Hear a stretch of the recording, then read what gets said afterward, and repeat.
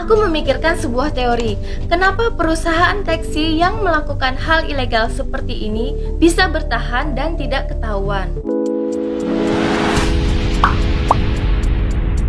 Assalamualaikum Cinggu. Hai guys, balik lagi di Easy Room TV. Gimana kabar kalian? Sehat-sehat selalu kan?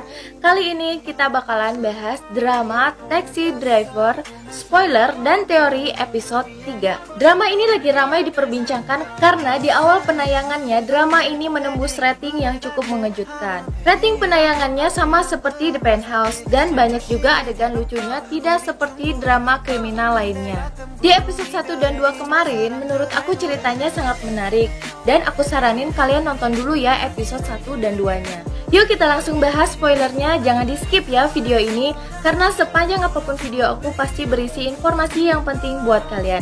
Jangan lupa subscribe dan nyalakan loncengnya. Check it out.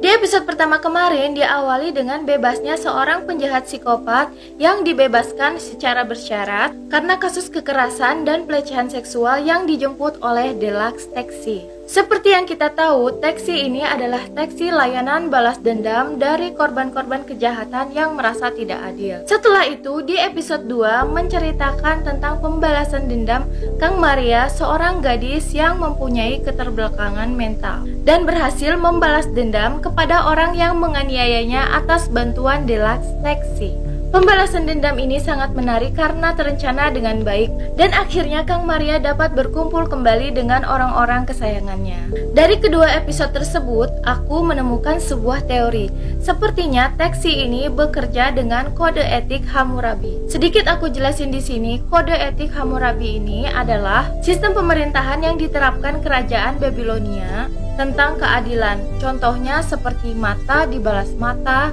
gigi dibalas gigi. Untuk lebih lengkapnya kalian bisa search di Google. Jadi, Deluxe Taxi ini hanya akan membalaskan dendam dari kliennya dengan setimpal. Selama orang jahat itu tidak membunuh, maka layanan Deluxe Taxi pun tidak akan membunuh. Menarik bukan? Sekarang kita lanjut ke spoilernya. Di episode 3, perusahaan taksi ini akan mendapatkan klien baru yang merupakan anak sekolahan yang mengalami bullying di sekolahnya. Biasanya kasus bullying ini selalu lolos dari hukum karena banyak faktor. Dilihat dari preview episode 3, sepertinya kasus bullying ini bukan kasus bullying biasa karena sudah melukai fisik. Kita bisa lihat klien baru ini memakai tongkat penyangga saat ditemui Kim Do-ki. Klien ini juga sepertinya hanya mempunyai seorang ibu yang bisu tuli. Mungkin karena hal inilah dia menjadi dibully di sekolahnya. Karena perlakuan teman-temannya di sekolahan yang keterlaluan ini, dia ingin teman-temannya merasakan hal yang sama juga, alias membalas dendam dengan jasa taksi ini. Mungkin sebelumnya dia sudah melaporkan kejadian ini, tetapi dia tidak mendapatkan tindakan dan keadilan yang sesuai. Saat itulah dia tidak sengaja melihat iklan layanan balas dendam perusahaan taksi ini. Yang menarik di sini, Kim Do-ki kemungkinan akan menjadi guru pengganti di sekolah klien ini untuk mencari informasi lebih lanjut tentang kasus tersebut. Karena seperti yang kita tahu, perusahaan taksi ini tidak pernah melakukan rencananya secara gegabah.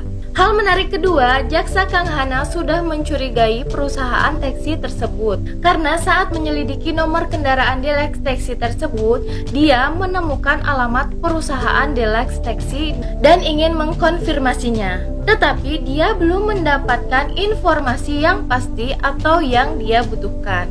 Seperti yang kita tahu, pimpinan dari Kang Hana sudah melarang untuk melanjutkan investigasi taksi tersebut. Tetapi Kang Hana masih menyelidikinya. Dan kemungkinan pimpinan dari Kang Hana baru menjelaskan tentang perusahaan taksi tersebut kepada Kang Hana.